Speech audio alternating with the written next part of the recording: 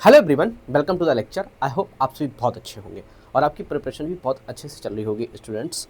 और मैं यहाँ पे आज आपकी जो क्लास है स्टूडेंट्स, आज से मैं जो आपके सामने डिस्कस करने जा रहा हूँ वो एमसीक्यूज आपसे मैं डिस्कस करूँगा। किससे? फार्माकोलॉजी के। यहाँ पे एमसीक्यूज हम आपसे डिस्कस करेंगे फार्माकोलॉजी सब्जेक्ट के। और अगर आपने थंबनेल को देखा होगा तो आपने उसमें देखा है ये जितनी भी आपके एमसीक्यूज हैं ये आपकी केडी त्रिपाठी, ठीक है, केडी त्रिपाठी, लिपिनकोट, उसके बाद आपके कार्टून जो इसमें क्वेश्चंस हैं और जहाँ से क्वेश्चंस ऐसे बन सकते हैं वो मैंने सारे यहाँ पे ले रखे हैं स्टूडेंट्स। ठीक है, क्या करना है? पढ़ाई करनी है, कॉन्सेप्ट को क्लियर करना है। और ये जो सीरीज हम स्टार्ट कर रहे हैं ये आपके डीआई के लिए और आपके फार्मासिस्ट एग्ज़ाम दोनों के लिए बहुत ज़्यादा इम्पोर्टेंट है। ठीक है, ये बात आप याद रखिए। इसीलिए हम क्या कर रहे हैं, इसको रेफरेंस बुक से ही करा रहे हैं और रेफरेंस बुक से ही आपके एमसीक्यूज जो बन रहे हैं, जो उसमें होते हैं और जहाँ से क्वेश्चन बनने की संभावना होती है, और कुछ इसमें प्रीवियस ईयर एनालिसिस के बेस्ड पर हमने क्वेश्चन रख रखे हैं। ठीक है, हम यहाँ से कोलॉजी की क्लास से स्टार्ट कर रहे हैं और इसी में आपको धीरे धीरे कोलॉजी के एमसीक्यूज, फार्मास्यूटिक्स और यहाँ पे आपके कोग्नोसी एनालिसिस,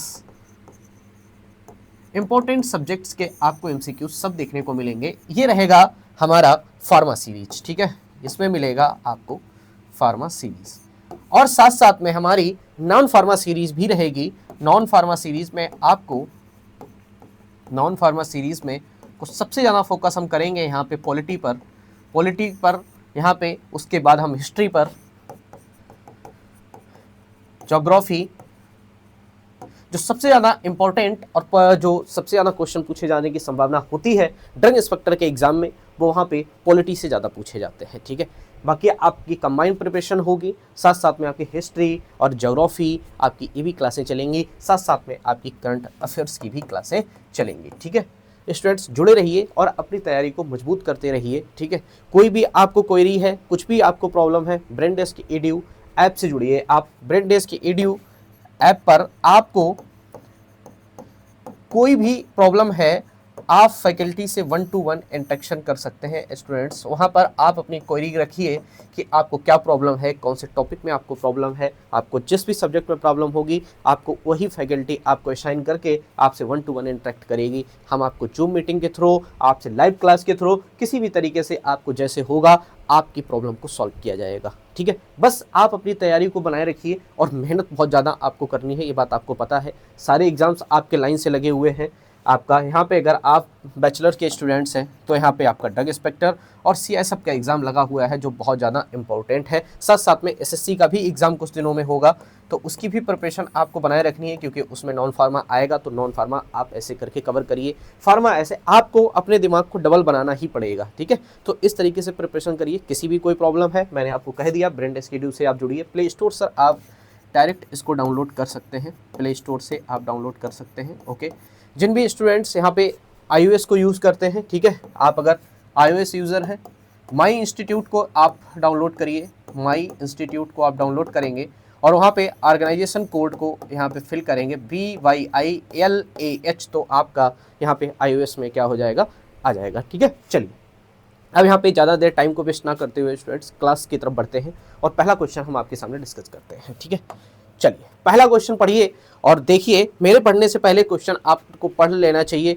और आपको आंसर फाइंड कर लेना चाहिए। चलिए यहाँ पे देखते हैं, लेकिन कोई दिक्कत नहीं है, आंसर नहीं आ रहा है तो हम आपको बताएंगे। चलिए क्या है, ट्रांसडर्मल ड्रग डिलीवरी सिस्टम। ठीक है, क्या हुआ, transdermal drug delivery system offer the following advantage except. मैंने आपको पहले ही कहा था इस तरीके से क्वेश्चन पूछे जाते हैं, लाइन टू लाइन क्वेश्चन पूछ दिए जाते हैं। अब इसमें क्या है, ये लाइन लिखी हुई है। ठीक है, जो आप पढ़ते हो रेफरेंस बुक से आप पढ़ते हो उसकी ये लाइन लिखी हुई है। अगर आप शॉर्ट नोट से कवर करोगे तो इस तरीके की लाइन आप कभी नहीं पढ़ पाओगे। बस आपने वहाँ पे जब आप शॉर्ट नोट्स को यूज़ करते हो स्टूडेंट्स, शॉर्ट नोट्स जब आप यूज़ करते हो, मैं अभी बता दे रहा हूँ, शॉर्ट नोट्स आपने यूज़ किए और डिटेल्ड नोट्स आपने नहीं पढ़े तो प्रॉब्लम कहाँ पे आती है। अगर ट्रांसडर्मल ड्रग डिलीवरी लिखा हुआ तो आपने ट्रांसडर्मल के बारे में तो सब कुछ पढ़ रखा होगा। ट्रांसडर्मल पैचेस होते हैं, क्या होते हैं क्या नहीं होते हैं, नाम भी आपको पता होंगे, लेकिन अब इनके पीछे के कॉन्सेप्ट को यहाँ पे रीड करते हैं।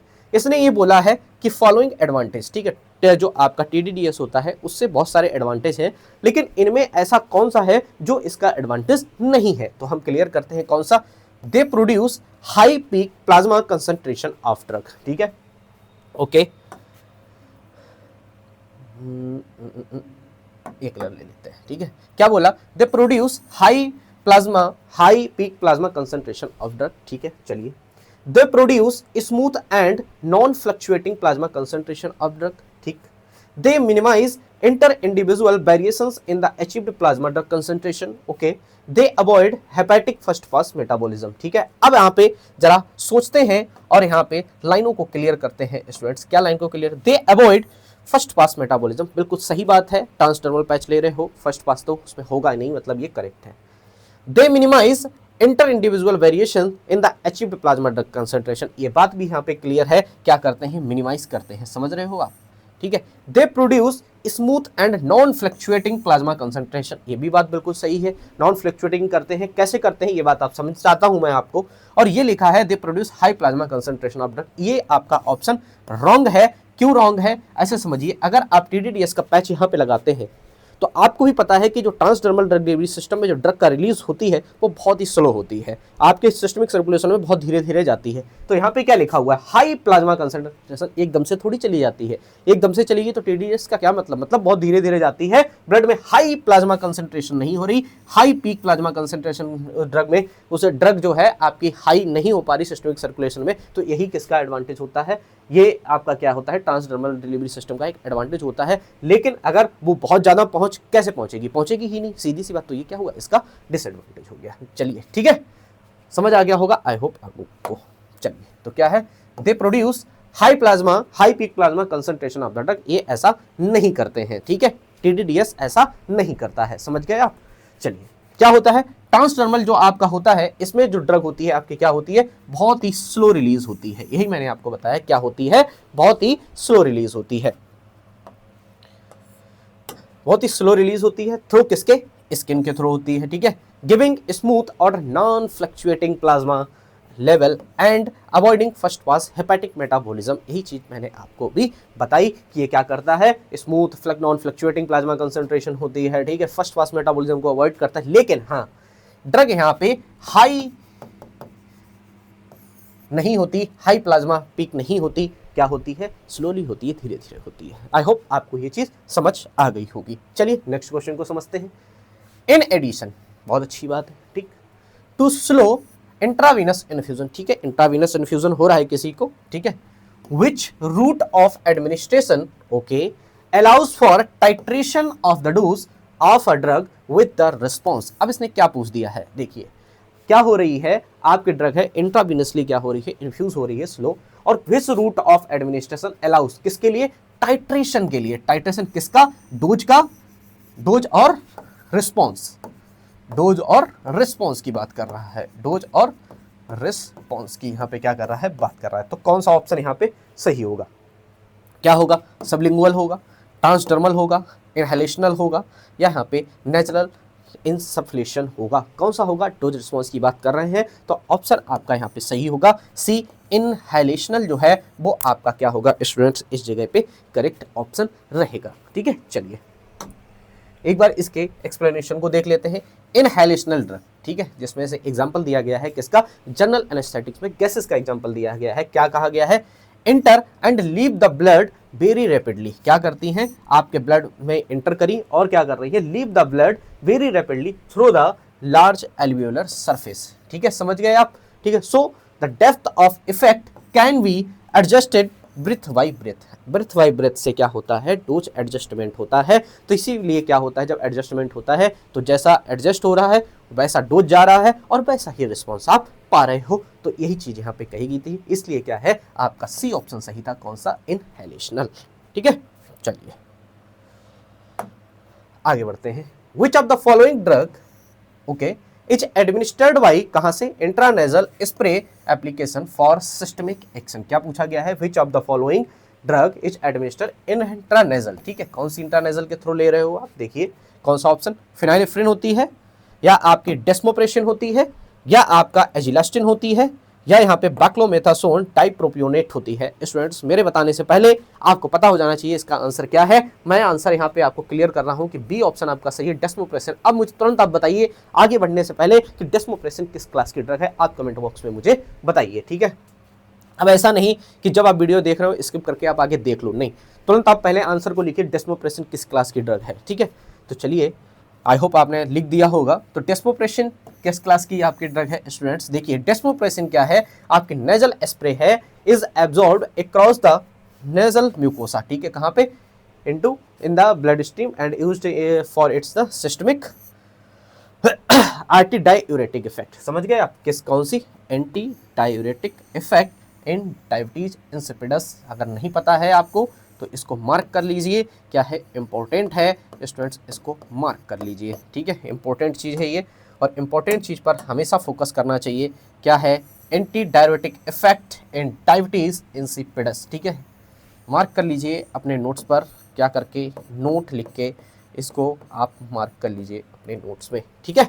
चलिए आगे बढ़ते हैं, आगे बढ़ते हैं और यहाँ से समझते हैं इस क्वेश्चन को क्या लिखा है। देखिए कंपेयर टू, क्या लिखा है, सबक्यूटेनियस इंजेक्शन, ठीक है, किसके साथ कंपेयर कर रहे हैं, सबक्यूटेनियस इंजेक्शन, ठीक है, subcutaneous injection the intramuscular injected of drug, ठीक है। अब यहाँ पे पूछा गया है कंपेयर करके, सबक्यूटेनियस से कंपेयर करके ये पूछा गया है कि इंट्रामस्कुलर जो आपकी ड्रग होती है उसके साथ आपको ये कवर कर रहे हैं। तो इंट्रामस्कुलर जो इंजेक्शन देते हैं उसकी प्रॉपर्टीज़ पर आते हैं जरा। क्या ये बहुत ज़्यादा पेनफुल है, तो पेनफुल है, तो क्या ये पेनफुल होता है या नहीं होता, ये बात समझिए आप, ठीक।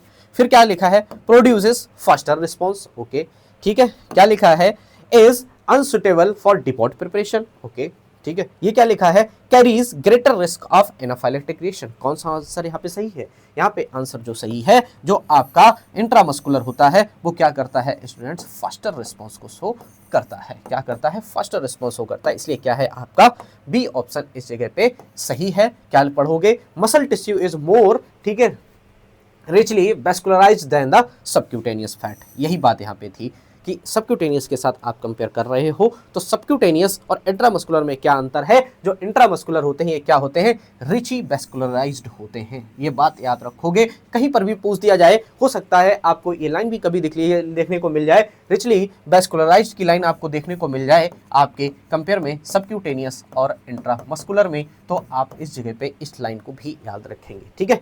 So drug injected IM are absorbed and reach the circulation faster than those given subcutaneous। क्यों होती है subcutaneous से ज़्यादा फास्ट, इसलिए होती है क्योंकि इसमें क्या होती है, richly vascularized। समझ गए आप, ये चीज़ मैं आपको यहाँ पे बता रहा था, ठीक।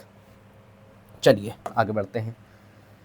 Select the route of administration, okay, which carries, क्या कैरी करता है, आपको ऐसा रूट ऑफ एडमिनिस्ट्रेशन सेलेक्ट करना है, कौन सा, जो कैरी करता है क्या, the highest risk of adversely affected vital function, ठीक है। क्या हुआ, ऐसा रूट एड ऑफ एडमिनिस्ट्रेशन आप सिलेक्ट करिए जो क्या करता है, वाइटल फंक्शंस को बहुत ज़्यादा क्या करता है, अफेक्ट करता है। तो कौन सा हो सकता है, इंट्रा आर्टेरियल इंजेक्शन, या यहाँ पे इंट्राथिकल इंजेक्शन, या इंट्रावीनस इंजेक्शन, या यहाँ पे इंट्रामस्कुलर इंजेक्शन। तो कौन सा ऑप्शन सही है, ऑप्शन आपका सही है यहाँ पे सी, इंट्रावीनस इंजेक्शन। अब इंट्रावीनस जो होता है वो आपके वाइटल फंक्शन को कैसे इफेक्ट कर सकता है स्टूडेंट्स, कैसे इफेक्ट करता है, आप जानते हो इंट्रावीनस क्या होता है, बहुत ही फास्ट रिस्पॉन्स करता है, समझ रहे हो, क्या करता है, बहुत ही फास्ट रिस्पॉन्स करता है, ये फास्ट रिस्पॉन्स देगा, ठीक है। बहुत ही जल्दी क्या होता है आपके सिस्टमिक सर्कुलेशन में ये पहुंच जाता है, किसमें, सिस्टमिक सर्कुलेशन में इसके थ्रू आपकी ड्रग पहुंच जाती है। जब ये सिस्टमिक सर्कुलेशन पर पहुंच जाती है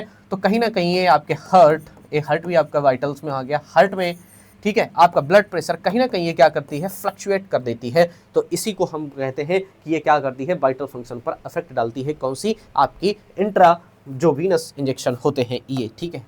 तो आपका सी ऑप्शन इस जगह पे सही था। और जरा इसको यहाँ पे पढ़ लीजिए, क्या लिखा है, आईवी बोलस, ठीक है, place the entire dose directly, कहाँ पहुंचता है, सिस्टमिक सर्कुलेशन में क्या होता है, डायरेक्टली इसका पूरा डोज पहुंच जाता है, giving no time for compensatory mechanism. समझ रहे हो आप, ये कंपनसेटरी मैकेनिज्म के लिए कोई समय नहीं देता है। A sudden high concentration can immediately affect the heart rhythm, समझ गए आप, यही मैं बता रहा था, heart rhythm, blood pressure and respiration. और ये क्या कर सकते हैं, बहुत ज़्यादा आपके लिए ऐसी कोई प्रॉब्लम है तो बहुत ज़्यादा ये क्या हो सकता है, आपके लिए रिस्की हो सकता है, ठीक है। चलिए नेक्स्ट क्वेश्चन समझते हैं।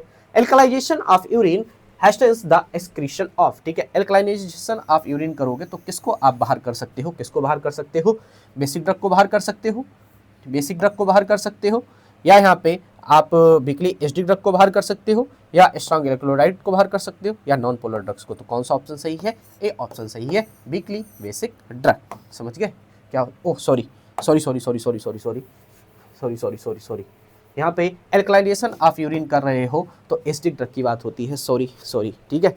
और जब यहाँ पे आपकी क्या होती है, बेसिक ड्रग होती है, तो आप उसको एसिडिफाई करते हो, सॉरी, ठीक है। तो क्या हुआ, आपका बी ऑप्शन सही है इस जगह पर, वीकली एसिडिक ड्रग, ठीक है। क्या रहेगा आपका बी ऑप्शन इस जगह पे करेक्ट रहेगा, ठीक है।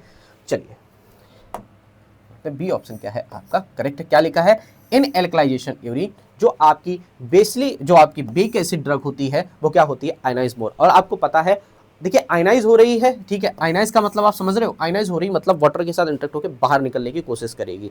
अब यही पे अगर ये अनआयनाइज्ड हो जाए, अनआयनाइज का तो अनआयनाइज्ड आप भी जानते हो, अनआयनाइज्ड जो होता है लिपिड सॉल्युबल होती है, मतलब आपकी मेम्ब्रेन में वो क्या कर जाएगी, एब्जॉर्ब कर जाएगी, ठीक है। लेकिन उसको आयनाइज बनाने के लिए, वो आयनों में टूट जाए, आयन बनाने के लिए उसको क्या करते हो आप, यूरिन जो होती है उसको एल्कलाइज कर दो। समझ गए क्या हुआ, weakly acid drug ionise more, become more polar, and क्या करती है, trapped in the renal tubule, ठीक है, जिसको आयन ट्रैपिंग कहते हैं। और क्या करता है ये, इसका बैक डिफ्यूजन क्या होता है, रिड्यूसिंग इसके बैक डिफ्यूजन को ये क्या करती है, रिड्यूस कर देती है, एंड इंक्रीज और उसके एक्सक्रीशन को बढ़ा देती है, ठीक है। जब वो वाटर सॉल्युबल होगी तो सीधी सी बात है वो जाएगी ही नहीं है बॉडी में, अब बॉडी में एब्जॉर्ब भी नहीं करेगी तो उसका क्या काम है, बाहर ही निकलेगी। समझ गए, the principle is used in किसमें, जो आपका एस्पिरिन और फिनोबार्बिटल की जो आपकी पॉइजनिंग होती है उसमें ये चीज यूज करते हैं इस तरीके से।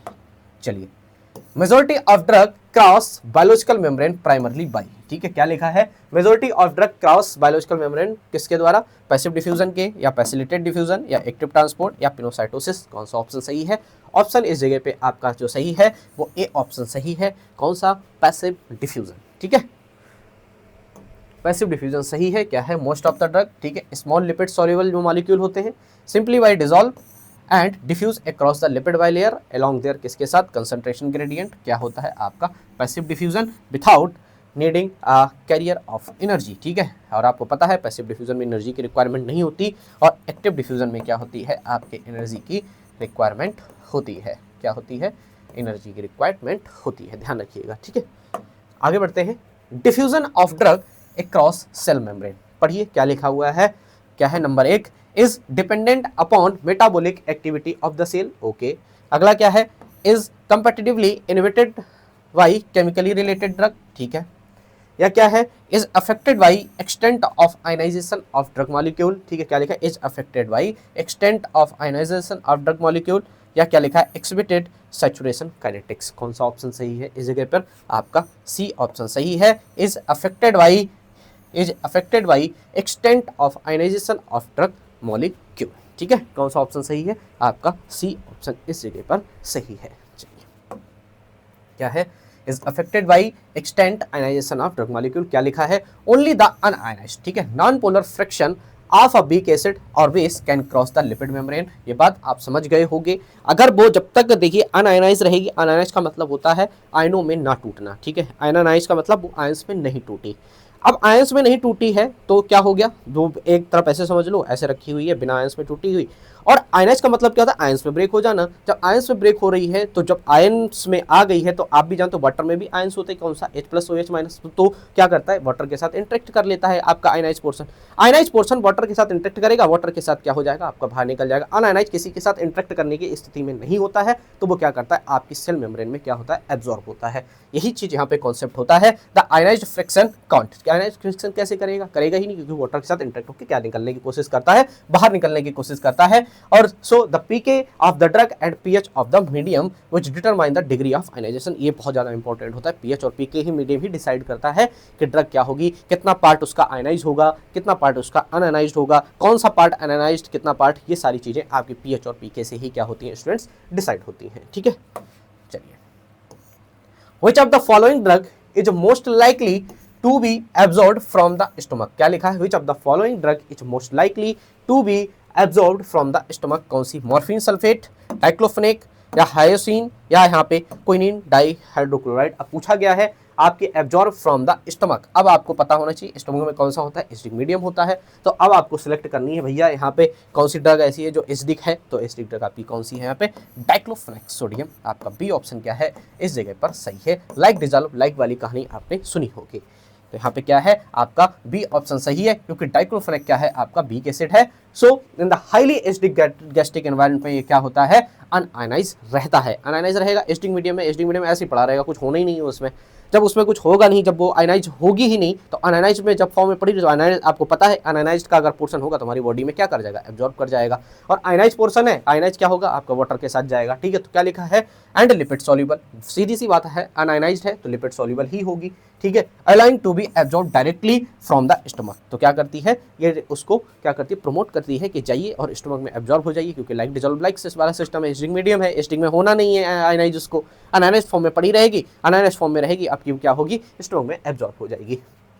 अनलाइक जो आपकी बेसिक ड्रग होती है वो कहाँ पर आपकी देखिए stay ionize in acid and absorb कहाँ होगी आपकी इंटेस्टाइन में, ठीक है। ये चीज़ आप यहाँ पे ध्यान रखना, क्या होगी जो आपकी ड्रग होती है किसमें कौन सी बेसिक ड्रग होती है, जो आपकी बेसिक ड्रग होगी वो क्या होगी आपकी आयनाइज हो जाएगी, किसमें एसिड में आयनाइज हो जाएगी। जब एसिड में आयनाइज हो जाएगी और कहाँ पे और अनआयनाइज्ड पोर्शन इसका कहाँ पहुंचेगा, इंटेस्टाइन, तो वहाँ जाके एब्जॉर्ब होगी, समझ गए आप। चलिए आगे बढ़ते हैं, क्या लिखा है which of the following is weakly acidic drug, इसमें से आपको सिलेक्ट करना है कौन सी ड्रग आपकी वीकली एसिड है, ठीक है। कौन सी है, एट्रोपिन सल्फेट है, या आपके क्लोराक्विन है, या यहाँ पे कौन सी एफेड्रिन है, या यहाँ पे फेनोटोइन सोडियम है। कौन सी ड्रग यहाँ पे वीकली एसिडिक है, तो यहाँ पे ड्रग आपकी है फेनिटोइन सोडियम, ये क्या है आपकी वीकली एसिडिक ड्रग है, ठीक है। ध्यान रखिएगा इसको, क्या है आपकी वीकली एसिडिक ड्रग है, ठीक है। चलिए फेनिटोइन क्या है आपकी वीकली एसिड है, इसका जो पीके होता है स्टूडेंट्स कितना रहता है, अप्रॉक्स 8.3 के आसपास रहता है, ठीक है। और जो एट्रोपिन क्लोरोक्विन एंड जो आपकी एफेड्रिन होती हैं सारी क्या है आपकी बेसिक ड्रग है, जो कि आपकी किसमें साल्ट फॉर्म में रहती है, ठीक है, समझ गए। चलिए आगे बढ़ते हैं। The most important factor which governs diffusion of drug, जो क्या करता है which governs diffusion of drug across capillaries other than those in the brain, ठीक है। ब्रेन को छोड़ के, ब्रेन पर नहीं, अदर दैन ब्रेन की बात कर रहे हैं, क्या बात कर रहे हैं, ऐसा कौन सा इंपॉर्टेंट फैक्टर है जो डिफ्यूजन ऑफ ड्रग को क्या करता है, इफेक्ट कर रहा है, यहाँ पे कौन सा करता है। देखिए ब्रेन की बात नहीं कर रहे हैं यहाँ पे, ब्रेन के other than those in the brain, तो कौन सा, पहला देखिए blood flow through the capillary, ठीक है, okay, blood flow through the capillary, या lipid solubility of the drug, या pK value of the drug, या पीएच ऑफ द मीडियम। कौन सा ऑप्शन सही है, ऑप्शन सही है आपका blood flow through the capillary, A option क्या होगा यहाँ पे आपका करेक्ट होगा स्टूडेंट्स, ए ऑप्शन क्या है करेक्ट है। क्या लिखा है, ordinary capillary accept in the brain, brain की बात नहीं हो रही, have relatively large intracellular pores, समझ गए क्या होता है, लार्ज से इंट्रासेलुलर पोर्स होते हैं, इसकी वजह से क्या करती है जो ड्रग होती है आपकी पास कर जाती है, उनमें पास कर जाएगी, ठीक है, इजीली, क्योंकि क्या है आप समझ रहे हो पोर है तो पोर्स में क्या कर जाएगी, लिपिड सॉल्युबल जो आपका रहेगा बोले तो अनआयनाइज्ड पार्ट कर जाएगा, और the rate limiting factor becomes how much blood and hence drug is क्या हो जाएगी, डिलीवर टू द टिश्यू, आपके क्या होगी एब्जॉर्ब हुई, ठीक है, ब्लड स्ट्रीम में पहुंची, पोर्स के थ्रू पहुंची, फिर क्या होगी जहां पर भी उसको डिवाइड करना है, जिन जिन टिश्यूओं पे जाके बाइंड करना वहां पे वो चली जाती है, यही कॉन्सेप्ट यहाँ पे था, ठीक। चलिए active transport of a substance across किसका biological membrane has the following characteristics except पूछा गया है, इनमें से कौन सा नहीं है। Active transport of the substance across biological membrane has the following characteristics, ठीक है।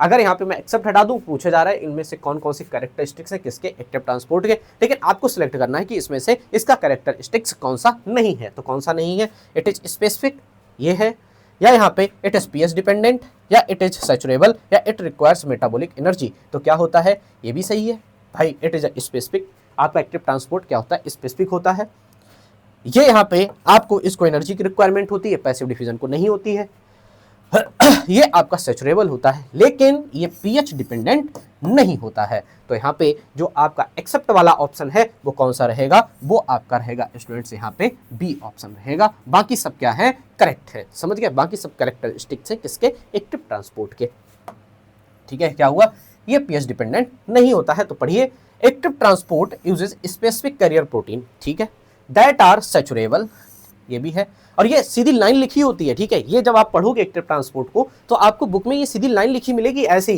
कि इट्स अ सैचुरेबल ठीक है, it is a substrate specific and need ATP का मतलब यहाँ पे क्या हो गया, रिक्वायर एनर्जी।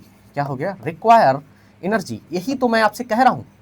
मैं आपसे क्या कहता हूँ स्टूडेंट्स, यही मैं आपसे कहना चाहता हूँ। बुक की लाइंस को आप एक बार रीड करिए, आप पढ़िए, क्वेश्चन तभी निकलेंगे सही से। नहीं तो हमें पता है, सबको पता है इस जगह पर एक्टिव ट्रांसपोर्ट है, एक्टिव ट्रांसपोर्ट में एनर्जी की नीड होती है, पैसिव में नहीं होती है। ये हर बच्चे को पता है, जो इस टाइम आपके बायोलॉजिकल फील्ड से रिलेटेड होगा उसको ये पता है कि एक्टिव ट्रांसपोर्ट में सर क्या होता है, एनर्जी चाहिए होती है, और हमारा जो पैसिव होता है उसमें हमें नहीं चाहिए होती। लेकिन अब यहीं पर क्वेश्चन ये बन जाएगा कि अब यहीं पे अगर मैं बात कर दूं सैचुरेबल पीएच डिपेंडेंट की बात कर दूं, तो वहीं पे आपके दिमाग में थोड़ा सा कंफ्यूजन जग जाएगा। क्यों जग जाएगा, क्योंकि आपने शॉर्ट नोट्स पर ध्यान दिया, आपने डिटेल नोट्स पर ध्यान नहीं दिया। इसीलिए क्या होता है, कभी कभी पेपर में हम जब देखते हैं तो हमें ऐसा लगता है कि क्वेश्चन कहीं तो हमने सुना है या कहीं हमने पढ़ा है एक्टिव, तो वहाँ पे हमने क्या सुना होता है, हमने एक्टिव ट्रांसपोर्ट के बारे में सुना है, वो हमें याद आता है, लेकिन उसके पीछे की कहानी और स्टोरी हमें याद नहीं आती। तो अभी से भी आप प्रण कर लीजिए कि हम रेफरेंस बुक को आपको पढ़ना ही पढ़ना है। आप हमसे पढ़िए, आप किसी से भी पढ़ रहे हो, जो भी चीज़ आप पढ़ें स्टूडेंट्स, अपने पास प्लीज़ रेफरेंस बुक को रखें। आपके पास नहीं है, मैंने आपको बताया था पिछली क्लास में, मैं आपको बता रहा था, आपके पास नहीं है, प्लीज़ आप डाउनलोड कर लीजिए। आप हमारे ऐप ब्रेनडिस्क के ईड्यूब से डाउनलोड कर लीजिए, आपको वहाँ पर भी ये सारी मिल जाएंगी। और आपको कोई भी ऐसी बुक है जो आपको नहीं मिल रही, अगर उसका पीडीएफ अवेलेबल होगा, हम आपको प्रोवाइड कराने की पूरी कोशिश करेंगे स्टूडेंट्स। आप बस हमें कमेंट करके बता देना आप कि हमें अब ये बुक सर चाहिए, हमें नहीं मिल पा रही, हम किसी न किसी तरीके से आपको अवेल कराने की पूरी कोशिश करेंगे स्टूडेंट्स। और भी मैंने आपको एक ट्रिक बताई थी, आप क्या करिए, बुक है इनके प्रिंट आउट निकलवाते रहिए। जैसे जैसे आप पढ़ते जाएंगे, आपको फर्स्ट यूनिट पढ़नी है तो आप फर्स्ट यूनिट की निकलवा लो, धीरे धीरे आपके पास पैसे इकट्ठे हो जाएं तो फिर धीरे धीरे आगे की यूनिट का निकलवा लो। इस तरीके से कर करके ही आपको तैयारी करनी पड़ेगी। तैयारी करनी है, सिलेक्शन लेना है स्टूडेंट्स, मेहनत तो करना पड़ेगा, सीधी सी बात है। आप ऐसे याद रखिए, सिलेक्शन तभी होगा जब आपको आप मेहनत करेंगे, आप सर हर वो इम्पॉसिबल काम को करेंगे जो आपको पॉसिबल होता नहीं दिखेगा, तभी आपको सिलेक्शन मिलता है। ये चीज़ याद रखना, मैं ये बिल्कुल सत्य बात कह रहा हूँ आपसे। आप कोई एक ऐसा पर्सन है जिसको आप 20,000 रुपये की सारी किताबें खरीद के दे दो, अगर उसके अंदर मेहनत करने का जज्बा नहीं है ना, तो कुछ भी कर लो, आप उसको किताबें पढ़वा लो, आप कुछ भी कर लो, नहीं हो पाएगा। एक ऐसा बंदा जिसके पास किताबें नहीं भी होगी ना, और वो कहीं से अवेल कर लेगा, तब भी वो उसका क्या हो जाएगा, स्टूडेंट सिलेक्शन हो जाएगा। क्योंकि मेहनत करने से ही होता है, और मेहनत करने से सब कुछ होता है, ये बात मैं आपसे कहता हूँ। ठीक है, चलिए आगे बढ़ते हैं। Tricyclic anti depressant can alter the oral absorption of many drug by. क्या पूछ रहा है ये, tricyclic anti depressant can alter the oral absorption of many drugs by. ठीक है, कैसे करता है, सबसे पहले चीज आपको यहाँ पे पता होनी चाहिए, ट्राइसाइक्लिक एंटी डिप्रेसेंट की क्लास, ये किस क्लास की ड्रग है, नहीं पता है तुरंत मेमोराइज करिए अपने दिमाग को, तब आगे बढ़िए, तब मेरे क्वेश्चन को आप पढ़ेंगे, वहीं पे तुरंत पॉज करेंगे और सबसे पहले सोचेंगे ट्राइसाइक्लिक एंटी डिप्रेसेंट पढ़ा कहाँ है, किस क्लास की ड्रग है, क्या करती है ये चीज़ तुरंत आपके दिमाग में आ जाना चाहिए। भले ये क्वेश्चन अभी आपको ना समझ आए, लेकिन ट्राइसाइक्लिक टीसीए के बारे में आपको पता हो जाना चाहिए। चलिए, किस क्लास की, क्या करती है ये, ठीक है, तो आपकी इसके सारे ड्रग के नाम आपको याद हो जाने चाहिए तुरंत आपके दिमाग में। इसके जितने भी ट्राइसाइक्लिक एंटी डिप्रेसेंट में आपके जितने भी ड्रग्स आते हैं, सारी चीज़ें आपको तुरंत मेमोराइज हो जानी चाहिए। चलिए, क्या हुआ, नंबर 1 पढ़ते हैं यहाँ पे, complexing with the other drug in the intestine lumen, या अल्टरिंग गट मोटेलिटी, या अल्टरिंग गट फ्लोरा, या यहाँ पे डैमेजिंग गट म्यूकोसा। तो ये क्या करती है, ये कैसे ओरल एब्जॉर्प्शन दूसरे ड्रग का अफेक्ट करती है, कैसे बदल देती है, क्योंकि ये क्या करती है, गट मोटेलिटी को क्या कर देती है स्टूडेंट्स, अल्टर कर देती है। क्या करती है, गट मोटेलिटी को क्या किया इसने, अल्टर कर दिया। ठीक है, तो क्या होता है, prominent anticholinergic activity which shows the gastric emptying and the gut motility को क्या कर देती है, ये रिड्यूस कर देती है। समझ गए, चलिए, अल्टर बोले तो बदल देती है। Bioavailability of a drug refers to क्या, percentage of administration dose the reaches the systemic circulation in the unchange form, या ratio of oral to parental dose, okay, या यहाँ पे ratio of orally administered drug that excreted in the किसमें, faeces में, या ratio of drug excreted unchanged in urine to that excreted as metabolites. तो कौन सा ऑप्शन सही है, बायोअवेलेबिलिटी के बारे में ये सही है, कौन सा ऑप्शन, ए ऑप्शन सही है, ए ऑप्शन सही है। जरा कमेंट बॉक्स में बताइए, रिलेटिव और एब्सोल्यूट, बिना देखे बताना है, कहीं से ये नहीं करना है कि कंफ्यूज हो रहे थे तुरंत अपनी बुक उठाई और कंफ्यूजन दूर किया। पहले हमें बताइए रिलेटिव और एब्सोल्यूट बायोअवेलेबिलिटी क्या होती है। जब आप गलत करें या आपका दिमाग कहे गलत हो रहा है, तुरंत आप अपना क्या करिए, बुक या आपका जो भी नोट्स आपने बना रखा है उसमें जाके तुरंत देखिए कि रिलेटिव और एब्सोल्यूट बायोअवेलेबिलिटी क्या होती है, और सबसे ज़्यादा आपने अगर ये मेंशन कर रखा होगा तो जरा आप अपने बायोफार्मास्यूटिक्स का नोट्स उठाइएगा, बायोफार्मास्यूटिक्स का नोट्स उठाइएगा। वहाँ पर आपने क्लियरली लिख रखा होगा कि रिलेटिव क्या होती है और एब्सोल्यूट क्या होती है। ठीक है, चलिए ये क्या है यहाँ पे, ये ऑप्शन आपका सही था। ठीक है, वही मैं आपको बता रहा था। चलिए आगे बढ़ते हैं। Bioavailability difference among oral formulation of a drug are most likely to occur if the drug क्या है, बायोअवेलेबिलिटी डिफरेंस। ठीक है, बायोअवेलेबिलिटी का डिफरेंस की बात कर रहे हैं किसमें, अमॉन्ग कितने ओरल फार्मूलेशन के बीच में। ओरल फार्मूलेशन जो हैं, जितनी भी ओरल फार्मूलेशंस हैं उनके बीच में बायो अवेलेबिलिटी के डिफर की बात करी गई है। कैसे डिफर होता है इस चीज़ की बात यहाँ पे समझते हैं। क्या होता है, इस फ्रीली वाटर सोल्यूबल की वजह से नहीं, इस कंप्लीटली एब्जॉर्ब्ड इसकी वजह से, या यहाँ पे इज इनकम्प्लीटली एब्जॉर्ब्ड, या यहाँ पे undergo little first pass metabolism. क्या कहानी हो सकती है, तो कहानी ये है इज इनकम्प्लीटली एब्जॉर्ब्ड। अब आपको अगर ये नहीं समझ आया तो इसको लिए हम इसके एक्सप्लेनेशन को पढ़ते हैं, आपको ये बात समझ आ जाएगी। क्या होता है, when a drug is poorly और इनकम्प्लीटली एब्जॉर्ब्ड, कब, अथवा क्या है, small differences in the formulation. क्या होता है, अलग अलग बैच अलग अलग क्लास की ड्रग होती है। क्यों होता है उसमें ऐसा डिफरेंस, उसमें ऐसे देखने को मिलता है कि उसमें कहीं ना कहीं particle size, excipient, disintegration, dissolution rate can mark change. समझ रहे हो, थोड़ा हो चेंज हो सकता है। इसी वजह से क्या करते हैं, वो क्या करती है, जब आपके how much of its actually reaches the blood stream, जब आपके ब्लड में पहुंचती है तो क्या करती है, बायो अवेलेबिलिटी को वेरी करती है। कैसे, बैच और ब्रांड के हिसाब से क्या करती है, ये कहीं ना कहीं कुछ ना कुछ बायो अवेलेबिलिटी को अफेक्ट करती है। समझ रहे क्यों करती है, अगर आपसे क्वेश्चन पूछा जाता है कभी कि आपके पास 3-4 ओरल एक ही क्लास की सपोज करिए ओरल ड्रग में, उनका बैच डिफरेंट है, तो किस वजह से उनकी बायोअवेलेबिलिटी में चेंज आ रहा है, तो किस वजह से आ रहा है, आपको याद होना चाहिए, पार्टिकल साइज, एक्सिपिएंट, डिसइंटीग्रेशन या उनके डिसोल्यूशन रेट पे कुछ ना कुछ प्रभाव पड़ा होगा, इस वजह से ये ऐसा हो रहा है।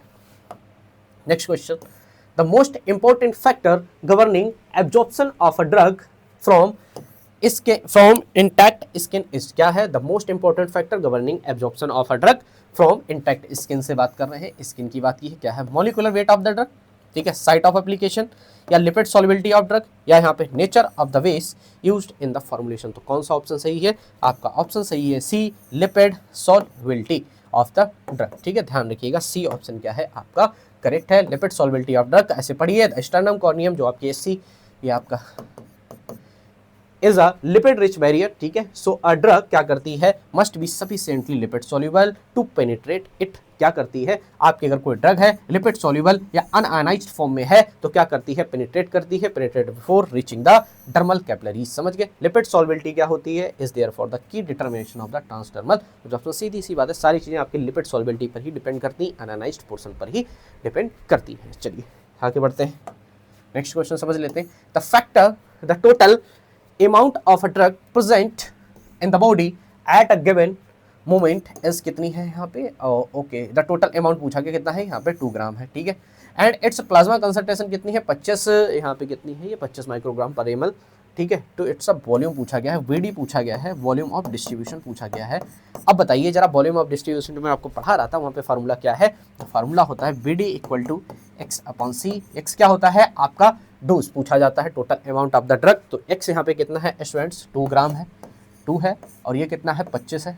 ओके, अब यहाँ पे ये देखिए, एक इसमें ग्राम में है, वो माइक्रोग्राम है, तो या आप क्या करिए, माइक्रोग्राम को ग्राम में कन्वर्ट कर लीजिए, या तो आप ग्राम वाले को माइक्रोग्राम में कन्वर्ट कर लीजिए। तो हम क्या कर रहे हैं, यहाँ पे इसको कन्वर्ट कर ले रहे हैं, 2 × 10⁶, ठीक है, और 25 आ जाएगा आपका, तो ये क्या बनेगा, यहाँ पे माइक्रोग्राम, यहाँ पर भी हो गया माइक्रोग्राम पर ml आपका हो गया। ठीक है, तो जरा इसको सॉल्व करते हैं, तो ये क्या हो जाएगा, इसको ऐसे सॉल्व कर लीजिए, कैसे सॉल्व कर लीजिए, 200 कर दीजिए और यहाँ पे 10⁴ कर दीजिए, डिवाइड कर दीजिए 25 से।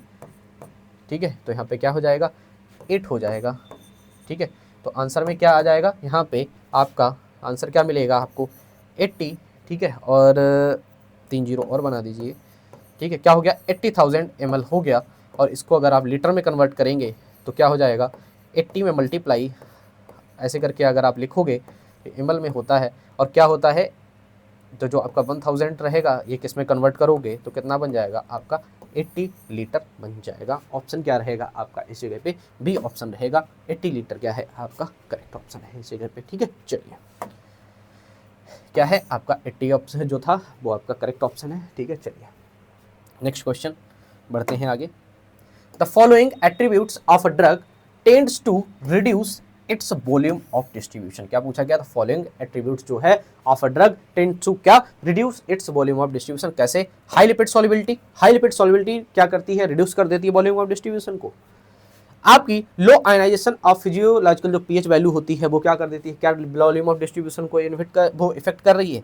या high plasma protein binding effect कर रही है? या हाई टिश्यू बाइंडिंग क्या कर रही है? स्टूडेंट्स, अगर कोई ड्रग आपने ली वो प्लाज्मा पर बाइंड कर गई, जब प्लाज्मा पर वो बाइंड कर गई, प्लाज्मा प्रोटीन बाइंडिंग उसकी प्लाज्मा प्रोटीन बाइंडिंग हो गई, तो सीधी सी बात है उसका डिस्ट्रीब्यूशन ही रुक जाएगा, उसका वॉल्यूम ऑफ डिस्ट्रीब्यूशन होगा ही नहीं। जब कम होगा तो यही क्या करता है? रिड्यूस करता है वॉल्यूम ऑफ डिस्ट्रीब्यूशन को। बोले तो कौन सा ऑप्शन सही है? सी ऑप्शन सही है, हाई प्लाज्मा प्रोटीन बाइंडिंग। अगर ड्रग ने हाई प्लाज्मा प्रोटीन बाइंडिंग है तो सीधी सी बात है डिस्ट्रीब्यूट नहीं होगी तो उसका वॉल्यूम ऑफ डिस्ट्रीब्यूशन क्या होगा? वॉल्यूम ऑफ डिस्ट्रीब्यूशन उसका कम होगा। ठीक है, चलिए ये है आपका सी ऑप्शन इस जगह पे क्या था स्टूडेंट्स? करेक्ट था। जो मैंने आपको बोला वही इसमें लिखा हुआ है। ठीक है, चलिए नेक्स्ट क्वेश्चन समझ लेते हैं। Mark redistribution is a feature of. ठीक है, mark redistribution is a feature of. ठीक है, क्या है यहाँ पे? हाईली लिपिड सॉल्युबल ड्रग का या पुअरली लिपिड सॉल्युबल का, या यहाँ पे क्या है आपका डिपॉट प्रिपरेशन, या यहाँ पे कौन सा है आपका highly plasma protein bound drug. तो क्या है यहाँ पर रीडिस्ट्रीब्यूशन कब अकर होता है? आपका हाईली लिपिड सॉल्युबल ड्रग में होता है। अब कैसे होता है रीडिस्ट्रीब्यूशन अकर, इसको थोड़ा सा देखिए, हम आपको समझाते हैं।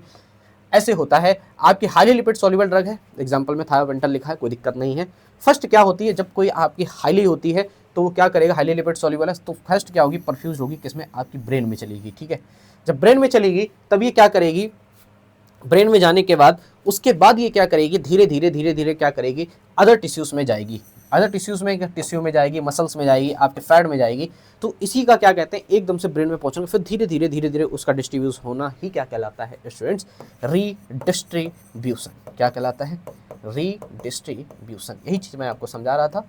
ठीक है, तो इसी को बोलते हैं रीडिस्ट्रीब्यूशन, यही इसकी प्रॉपर्टी है। ध्यान रखिएगा आप स्टूडेंट्स। आज जो मैंने आपसे यहाँ पे क्वेश्चन डिस्कस किए हैं, 20 क्वेश्चंस आपसे मैंने डिस्कस किए, बहुत ही ज़्यादा इंपॉर्टेंट हैं ये आपके लिए कॉन्सेप्ट फील्ड हैं, और आपके लिए ऐसे क्वेश्चंस हैं जो आपके लिए एग्जाम में बहुत ज़्यादा हेल्पफुल हैं आपके लिए। ऐसे ही कर करके हम आपको सारे सब्जेक्ट्स के स्टूडेंट्स कराते रहेंगे, सारे टॉपिक्स के हम कराते रहेंगे। बस आप जुड़े रहिए और अपनी प्रिपरेशन को करते रहिए। सोचिए, बस सोचना है आपको कि हमें कैसे पढ़ाई करनी है। और मैंने आपको स्ट्रेटजी भी बताई थी, जब मैं आपको यूपीएससी की क्लास का मैंने आपको स्ट्रेटजी बताई थी किस तरीके से आपको अपनी प्रिपरेशन करनी है। ठीक है स्टूडेंट्स, थैंक यू।